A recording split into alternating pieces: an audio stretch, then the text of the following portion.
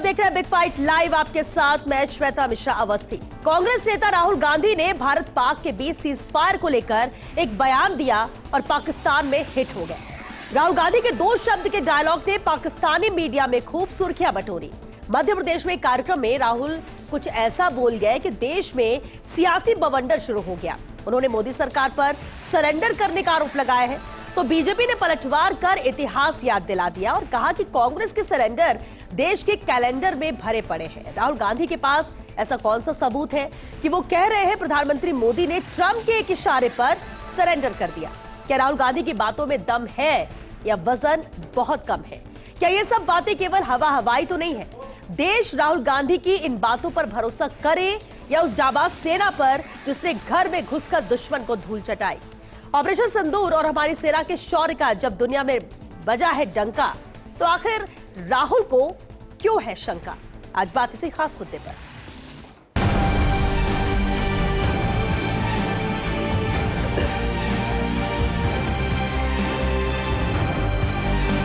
उधर से ट्रंप ने एक इशारा किया, क्या कर रहे हो नरेंद्र, सरेंडर। आजादी के समय से सरेंडर वाली चिट्ठी लिखने की आदत है। ऑपरेशन सिंदूर की सफलता का विवरण दिया है। ये दर्शाता है कि ये मानसिकता कितनी रोगी और कितनी खतरनाक हो चुकी है। आपके खानदान के कारनामे कैलेंडरों में सरेंडर से भरे पड़े।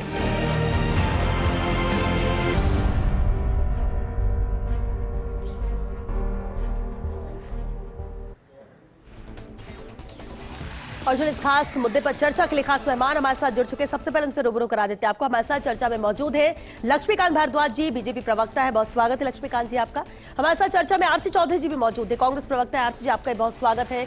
एकलव्य सिंह जी भी शामिल हुए, राजनीतिक विश्लेषक है। एकलव्य जी आपका भी बहुत स्वागत है। और साथ ही दिल्ली न्यूज एडिटर अदिति नागर भी न्यूज रूम से हमारे साथ जुड़ चुकी है। अदिति आपका भी बहुत स्वागत है, क्योंकि बेहद खास मुद्दा है और सवाल अगर जहन में विपक्ष के उठे या आम जनता के उठे, उसका जवाब भी मिलना चाहिए। लेकिन सवाल क्या जायज है, यह भी एक सवाल उठता है। लक्ष्मीकांत जी आपसे शुरुआत करते हैं। ऑपरेशन सिंदूर के बाद 10 तारीख को सीजफायर होता है, लेकिन उसके बाद से ही विपक्ष, खासतौर से कांग्रेस, लगातार सवाल उठा रही है कि ट्रंप के कहने पर सीजफायर कर दिया गया, फैसला कर लिया गया। क्या शर्तें रही वो बताया नहीं गया। संसद का स्पेशल सत्र बुलाना चाहिए था, वो बुलाया नहीं गया। किसी को कुछ जानकारी दी नहीं गई है, जबकि सेना के जो शीर्ष नेतृत्व है वो सामने आकर बोलते हैं, केंद्र की तरफ से बोला जाता है, राजनयिक बोलते हैं, हमारे एक्सपर्ट्स बोलते हैं, अंतर्राष्ट्रीय स्तर पर भी डेलीगेशन जाकर सब बात रख कर आता है। लेकिन लक्ष्मीकांत जी, इसके बावजूद भी राहुल गांधी मध्य प्रदेश में जाकर ये कहते हैं कि सरेंडर कर दिया गया। कैसे शंका ये दूर हो, और ये शंका आखिर क्यों? देखिए, भारत का दुर्भाग्य है कि राहुल गांधी इस देश के नेता प्रतिपक्ष हैं। इतिहास में कितनी सरकारें आई होंगी, कितनी सरकारें गई होंगी, कितने नेता प्रतिपक्ष आए होंगे और कितने चले गए होंगे, लेकिन इतने निम्न स्तर का नेता प्रतिपक्ष भारत ने आज से पहले इतिहास में कभी देखा नहीं है। देखिए, ये जब सीज फायर हुआ तो भारत के डीजीएमओ, भारत की सेना के डीजीएमओ आए और सबके सामने उन्होंने घोषणा की कि पाकिस्तान के लोगों ने, पाकिस्तान के डीजीएमओ ने दोपहर 3 बजे हमसे गुहार लगाई और उसके बाद हमने, क्योंकि अपने मुकाम को हासिल कर लिया था, इसलिए सीज फायर कर दिया। ये भारत की सेना ने डिक्लेयर किया है, सरकार ने डिक्लेयर, भारत की सरकार ने इसके ऊपर बयान नहीं दिया, बीजेपी के प्रवक्ता ने नहीं दिया है, ये बयान भारत की सेना के डीजीएमओ ने दिया आकर। और भारत की सेना के डीजीएमओ ने बताया कि जब भारत के निर्दोष नागरिकों के ऊपर हमला हुआ, उसके बाद भारत ने स्ट्राइक की और पाकिस्तान के 300 किलोमीटर अंदर घुसकर उसके 11 एयरबेस उड़ा दिए, 9 आतंकी ठिकाने ध्वस्त कर दिए। ऐसे ऐसे आतंकी ठिकाने ध्वस्त कर दिए जहां अमेरिका भी कभी पहुंच नहीं पाया। 150 से ज्यादा आतंकवादी मार दिए और हाहाकार पूरे पाकिस्तान में मच गया। पाकिस्तान के प्रधानमंत्री से लेकर पाकिस्तान के आतंकवादियों संगठनों से लेकर सारे लोग दुनिया भर में गुहार लगा रहे हैं, दुनिया भर में अपनी बेहाली बता रहे हैं कि भारत ने हमारे अंदर घुसकर हमारा क्या क्या नुकसान कर दिया। लेकिन पाकिस्तान के जो लोग नहीं कर पाए, उससे बढ़कर राहुल गांधी कर रहे हैं। सोचिए, जो बात पाकिस्तान के आतंकवादियों ने, पाकिस्तान के प्रधानमंत्री ने, पाकिस्तान की सरकार ने कभी नहीं बोली, बोलने की हिम्मत नहीं जुटा पाई, वो बात राहुल गांधी कह रहे हैं कि भारत ने सरेंडर कर दिया। देखिए कितने निम्न स्तर की और अच्छी बात है। और पाकिस्तान जो कि ऐसे मौकों की तलाश में रहता है, जैसा आपने भी कहा कि वहां लोगों ने इसको कोट किया और वहां उसको इस्तेमाल किया है। राहुल गांधी के तो एक बयान को डोजियर में भी पाकिस्तान ने इतिहास में इस्तेमाल किया, आप सब लोगों को पता ही होगा। देखिए, सरेंडर करना किसको कहते हैं, मैं उसके कुछ उल्लेख आपको बताता हूं।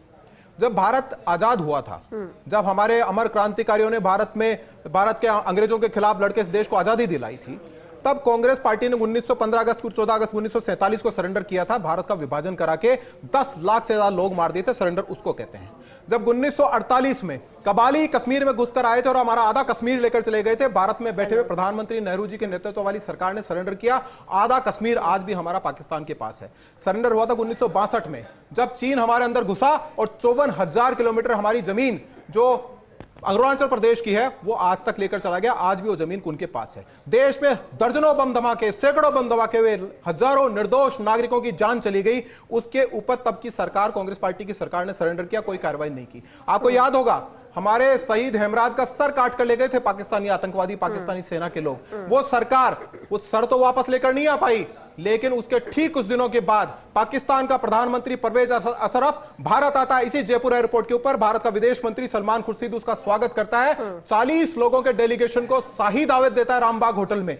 तब होता है सरेंडर कि आपने दुश्मन देश के सामने किस तरह सरेंडर किया। और सर तो वापस आप सैनिक का लेकर नहीं आ पाए। और सुनते तो यहां तक भी हैं कि जब दिल्ली में आतंकवादी घटना हुई, बाटलास का एनकाउंटर हुआ और आतंकवादी मारे गए, तो सोनिया गांधी जी तो रोई। जब पाकिस्तान को जवाब देने की बात आई तब राहुल गांधी रजाई में घुस गए थे, ऐसा लोग कहते हैं। तो ये जो लोग सरेंडर करने की जिनका इतिहास है, दर्जनों इतिहास है, आपके पास समय कम वरना मैं बता सकता हूं 1 घंटे तक बोलते हुए सरेंडर उन्होंने कब कब किया है। वो आज उस नेता के ऊपर सवाल उठा रहे हैं जो नरेंद्र मोदी आज दुनिया भर में सबसे शक्तिशाली और ताकतवर नेता के रूप में आज दुनिया में विख्यात है। भारत में आतंकवादी हमला हुआ, हमारे उरी में अंदर घुस के मारा, हमारे पुलवामा में अटैक हुआ, अंदर घुस के मारा, हमारे निर्दोष नागरिकों की कश्मीर में जान ली, हमने अंदर घुस के मारा। हमारा बदला पूरा हुआ, उसने रिक्वेस्ट की पाकिस्तान ने, हमने सर्जिकल स्ट्राइक को रोका। इतिहास पहले का भी रहा है, इतिहास मोदी सरकार का भी रहा है, जिस तरह से आप एयर स्ट्राइक और उसकी बात भी कर रहे हैं। लेकिन आरसी जी का भी रुख कर लेते हैं। आरसी जी, लक्ष्मीकांत जी ने तो बात रखी और कहा कि इस तरह के बयान नहीं होने चाहिए, लेकिन राहुल गांधी को शंका क्यों? क्योंकि कांग्रेस की तरफ से भी लगातार ये कहा जा रहा है कि आखिर ट्रंप ने क्यों फैसला लिया सीज फायर का। फर्क बहुत है सीज फायर और सरेंडर में। और सीज फायर को अगर प्रधानमंत्री नरेंद्र मोदी या मोदी सरकार की सरेंडर नीति कहा जाएगा तो ये सेना का अपमान नहीं है। सबसे पहले तो मैं ये कहना चाहूंगा कि लगातार बार बार, चाहे भारतीय जनता पार्टी के प्रवक्ता हो, चाहे नेता हो, चाहे अन्य किसी दूसरे संस्थान के लोग हों, प्रधानमंत्री नरेंद्र मोदी देश नहीं है, नरेंद्र मोदी सेना नहीं है। सरकार की जवाबदेही बनती है कि वो जनता के प्रश्नों का जवाब दे, और लोकतंत्र के अंदर विपक्ष का दायित्व बनता है कि वो सरकार से प्रश्न करे। और वो प्रश्न तब और महत्वपूर्ण हो जाते हैं जब सामरिक महत्व के प्रश्न हो, जब देश के हित के महत्व के प्रश्न हो, तब ये प्रश्न पूछना हमारे लिए बेहद जरूरी बन जाता है। मेरे भारतीय जनता पार्टी के साथी ने जिस प्रकार से लगातार जो बातें की, मैं ये कहना चाहूंगा कि देश की सेना का जो शौर्य है वो कभी कमजोर नहीं हुआ। हमारे सीडीएस अनिल चौहान ने कहा कि जो 48 घंटे में जो पाकिस्तान युद्ध की जिस हालात को पैदा करना चाह रहा था, उसको 8 घंटे में हमने पैरों पे ला दिया। सेना अपने जज्बे से लड़ रही थी, लेकिन वाशिंगटन से युद्ध विराम की घोषणा हो रही थी। हम ये पूछना चाह रहे हैं कि वाशिंगटन भारत के हितों का फैसला क्यों करे? आखिर क्या वजह है कि सीज फायर होने के 21 दिन के बाद भी प्रधानमंत्री नरेंद्र मोदी की एक बार भी चुप्पी नहीं टूटी? वो बार बार कहते हैं, अंतर्राष्ट्रीय ट्रेड न्यायालय के अंदर लिखित में शपथ पत्र देते हैं कि अमेरिका के राष्ट्रपति डोनाल्ड ट्रंप ने व्यापार का हवाला देके, ट्रेड का हवाला देके और पाकिस्तान और भारत के बीच में युद्ध करा दिया।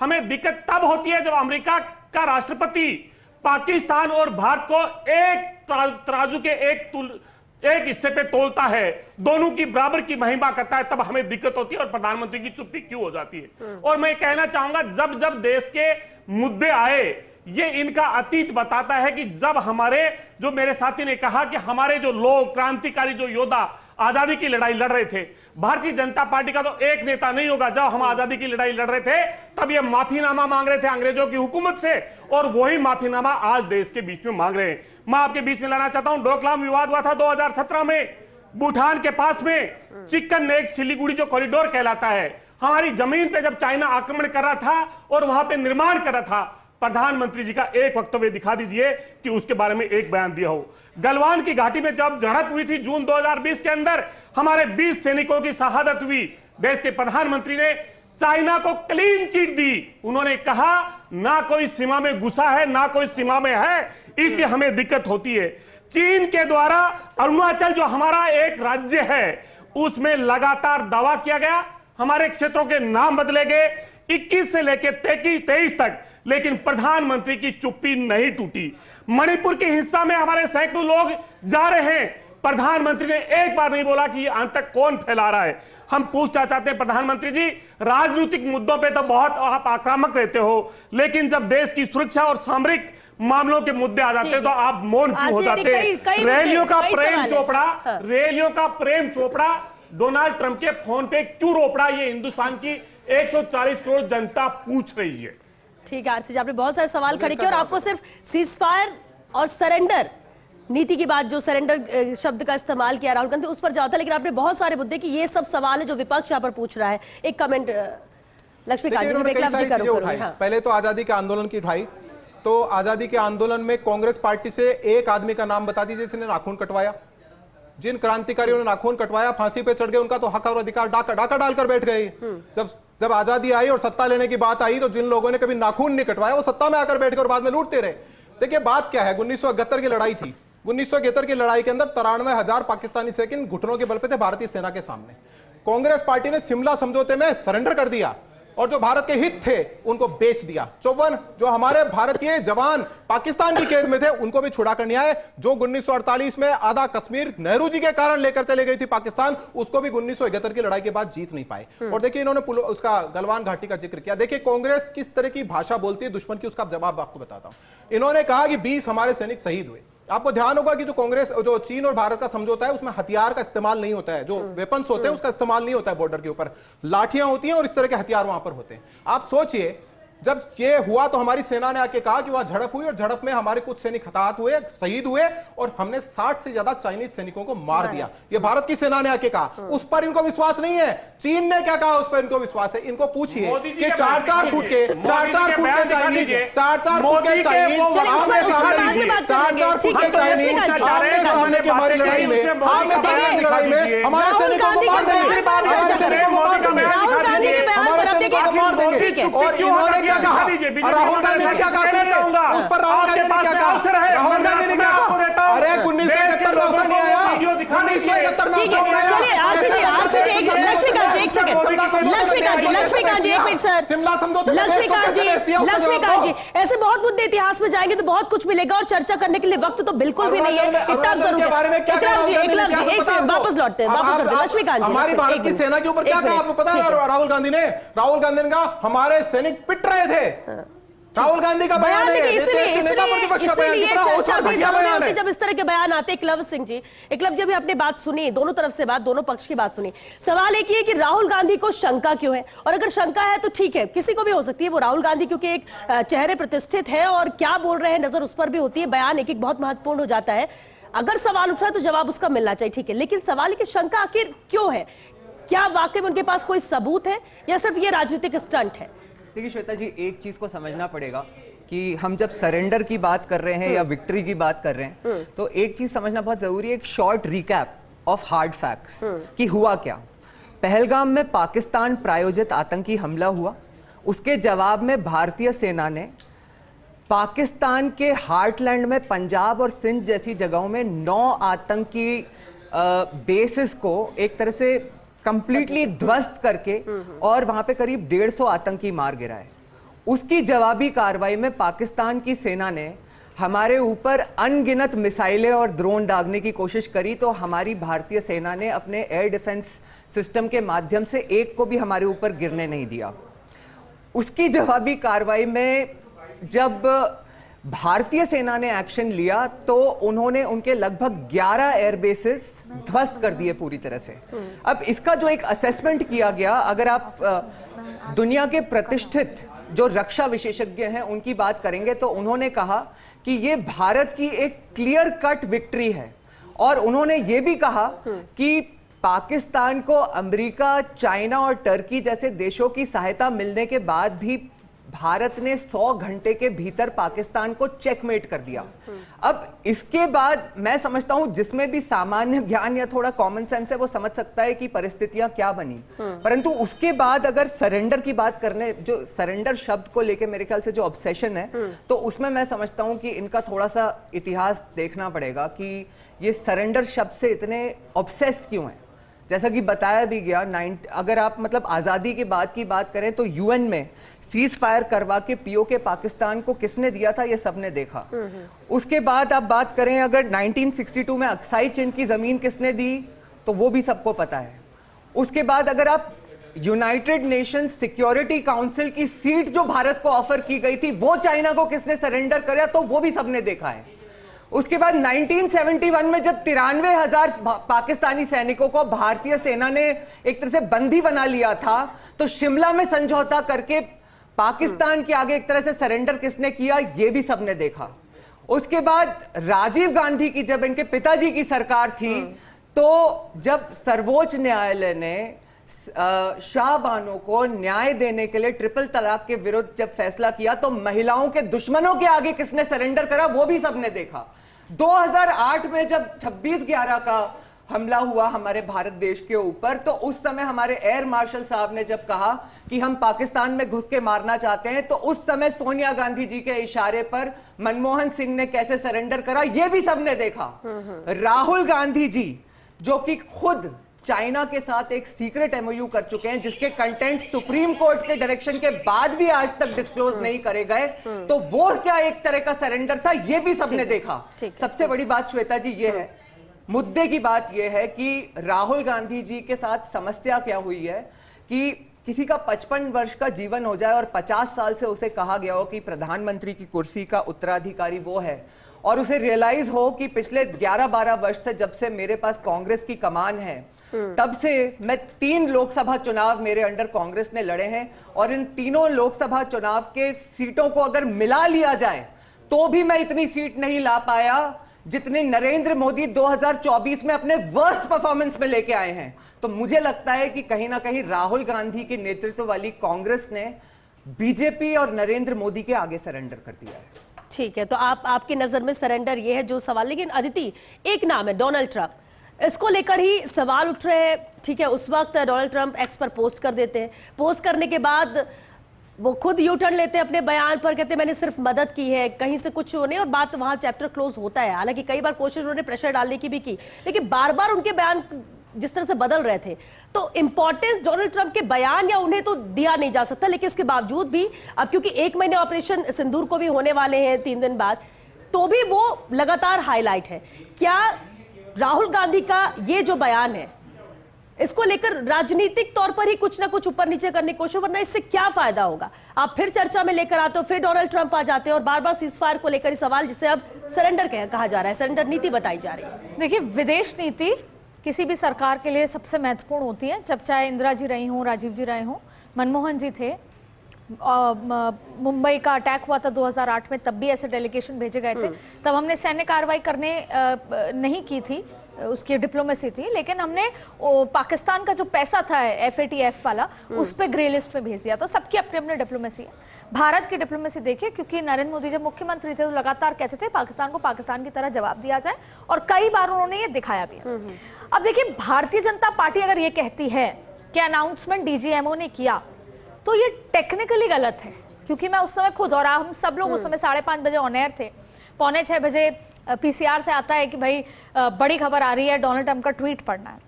तो नहीं, एक पत्रकार के बतौर नहीं, पर एक हिंदुस्तानी के बतौर मुझे लगा कि डोनाल्ड ट्रंप कौन है जो बताएगा हमें, और ये बात सही है। और ऐसा नहीं है कि ये मुझे महसूस हुआ, इस 140 करोड़ लोगों को महसूस हुआ, और ये तो आपकी भावना की बात हो रही है। जाहिर तौर पे 2 DGMO के बीच में बातें हुई। देखिए, मैं बीकानेर अभी गई थी, बीकानेर के लोगों से बात की मैंने, मैं पंजाब भी गई थी, जम्मू कश्मीर में मैं लंबे समय रही, श्रीनगर खास तौर पे पुंछ इलाके में। तो मैंने खुद देखा कि भले ही घर में बैठ के मुझे लगे ये मैच मैं जीतूं, लेकिन वास्तविकता ये है कि एक बार जो व्यक्ति कहता है वॉर होनी चाहिए, वो बॉर्डर इलाके में 10 दिन ऐसे स्थिति में रह के दिखाए। जब 7 बजे ब्लैकआउट हो जाता है, सुबह ये डर रहता है कि आज क्या होगा, किसके घर में सुराख हो जाएगा, कौन सा, तो तब पता लगता है। तो किसी भी एक डेवलपिंग नेशन के लिए जरूरी है, वॉर बिल्कुल जरूरी नहीं है, लेकिन पाकिस्तान जैसे देश के लिए डायलॉग भी जरूरी नहीं है। अब अगर सरेंडर का जिक्र होता है कि कांग्रेस ने किया था, इंदिरा जी के समय किया था, या किसी ने किया था, या तो फिर बीजेपी से सवाल उठता है कि 2014 में वो गए थे ना नवाज शरीफ के बाद उनके बच्ची की बर्थडे शादी में। तो देखिए, ये तमाम तरीके की चीजें, आरोप प्रत्यारोप पर राजनीति होगी। लेकिन अब सवाल यह है कि सरकार को, केंद्र सरकार को समझ में आ चुका है कि हमें अपनी फॉरेन पॉलिसी रिविजिट करनी होगी। पाकिस्तान के साथ हमारा रुख क्या है, ये प्रधानमंत्री नरेंद्र मोदी दो टूक बता चुके हैं कि हम एक्ट ऑफ टेरर ही मानेंगे। लेकिन अमेरिका के साथ क्या रुख होना चाहिए?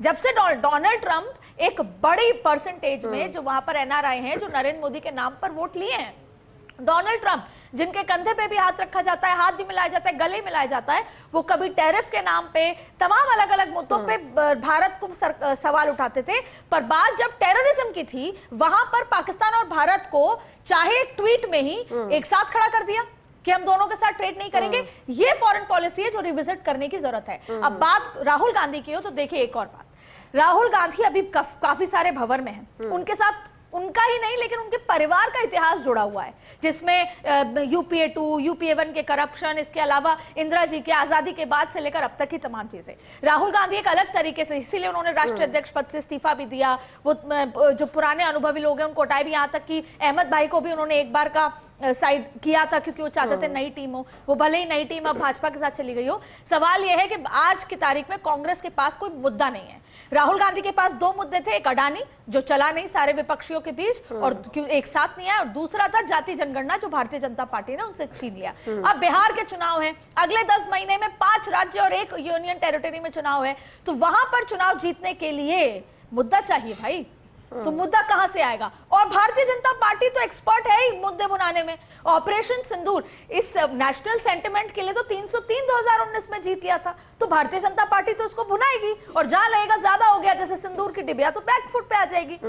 इसलिए बिहार का चुनाव सामने है, जाति जनगणना का मुद्दा गौण हो चुका है, इसलिए ऑपरेशन सिंदूर पर राजनीति हो रही है। लेकिन सोचने वाली बात यह है, ये बात सही है कि हमें एक बार फिर जो 151 देशों में हम गए वहां पे रिविजिट करना पड़ेगा फॉरेन पॉलिसी को। और दूसरी बड़ी बात है कि देश की राजनीति चलेगी, अभी मॉनसून सत्र है, यही आपको देखने को मिलेगा। आरोप वक्त बिल्कुल खत्म हो गया, लेकिन एक लाइन में कमेंट आरसीजी इस पर जरूर चाहेंगे, फाइनल कमेंट। क्या ये बयान, मैं बार बार ये कह रहा हूं कि देश पहले है और देश के जब हित का प्रश्न आएगा तब सरकार से प्रश्न पूछा जाएगा। ये पहली भारतीय जनता पार्टी है जो सरकार है वो सेना की वर्दी के पीछे छुप जाती है, सेना के सॉरी के पीछे छुप जाती है और अपनी नाकामियों को सेना के ऊपर ताक देती है। हम बार बार ये पूछना चाहते हैं कि देश के प्रधानमंत्री संसद को बुला के कब ये संबोधित करेंगे? देश के 16 विपक्षी दल मांग कर रहे हैं लेकिन एक बार नहीं बोल रहे। हम ये पूछना चाह रहे हैं कि 1971 को बिना इंदिरा गांधी ने जिता दिया तो सेना की वर्दी के पीछे कौन छुपता है? और कांग्रेस, अदिति जी बोल रही है, अदिति जी मैं पहले आपके सवाल का जवाब दूंगा। अच्छा मौका था कि डोनाल्ड ट्रंप से कनाडा की G7 में मुलाकात हो सकती है, हमारे कनाडा से कैसे संबंध हो, पर प्रधानमंत्री नहीं गए। नहीं तो अक्सर आपने देखा कि प्रधानमंत्री विदेश यात्रा करते भी हैं और डिप्लोमेसी को दिखाते भी हैं। आपकी दोनों तो ऐसे कई सवाल हैं। दोनों बातों का एक लाइन में जवाब। आपने मुझे कहा कि नवाज शरीफ के यहाँ भारत के प्रधानमंत्री क्यों गए? जब भारत के प्रधानमंत्री ने पहली बार शपथ ली थी 2014 में, तो दुनिया को यह दिखाया कि हम किसी के साथ लड़ाई नहीं चाहते, इसलिए आसपास के जितने देश हैं सबको बुलाया, बिना बुलाए शांति की आमंत्रण पर आज जाकर बिना बुलाए भूमरे की जैसे सेक्रेटरी के बॉर्डर पे, भूमरे की जैसे सेक्रेटरी के बॉर्डर पे बिना बुलाए किसको कहते हैं? बिना बुलाए तो चीन के साथ समझौता करके आए हो, बिना बुल के साथ तो चीन के साथ गद्दारी करके आए हो। अरे बिना बुलाए तो चीन के साथ शेर था, छाती ठोक के गया, शेर था छाती ठोक के गया। चीन के साथ मीटिंग कर रहे हो, अरे शेर था छाती ठोक के गया। ठीक है लक्ष्मीकांत जी, चाइना के साथ मीटिंग कर रहे थे, चाइना के साथ मीटिंग कर रहे थे। मुझे ऐसा लगता है कि अदिति जी ने जो अभी एक बात कही वो बिल्कुल सही है कि जब उस दिन सीज फायर का उस दिन जो सीज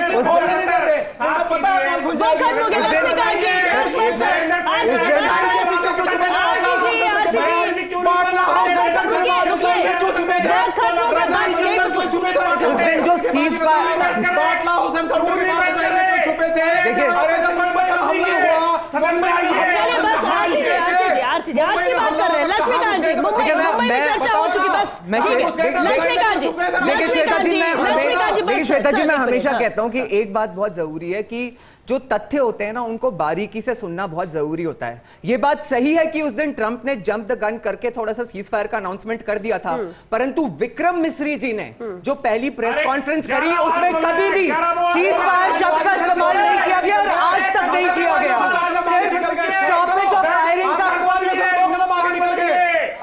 चलिए ठीक है, वक्त खत्म हो गया सर। शुक्रिया शुक्रिया शुक्रिया आप सभी का इस चर्चा में शामिल होने के लिए। देखिए, अब भले ही दुनिया में डंका बजा हो, भले ही हमारे डेलीगेट्स पहुंच रहे हो, भले ही दूसरे देशों से समर्थन भी मिल रहा हो और साथ ऑपरेशन सिंदूर की बात कह रहे हो, लेकिन अपने ही देश में सवाल उठ रहे हैं।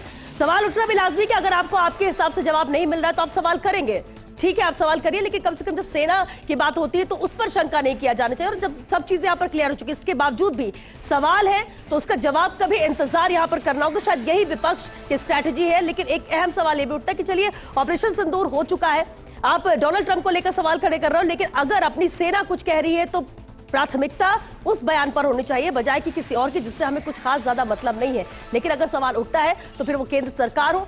हालांकि ये कहा गया कि संसद का विशेष सत्र बढ़ाना चाहिए, तो अब इंतजार जरूर है, क्योंकि अब संसद का सत्र भी शुरू होने जा रहा है 21 जुलाई से। तो क्या इस मुद्दे को लेकर जो लगातार सवाल विपक्ष उठा रहा है उस पर भी चर्चा होगी? क्या उस पर जवाब विपक्ष को मिल पाएगा संसद में, या ये भी हंगामे की भेंट चढ़ता है? इस पर भी नजर रहेगी। चलिए इसी के साथ बिग फाइट लाइव मैच के लिए बस इतना ही। नमस्कार।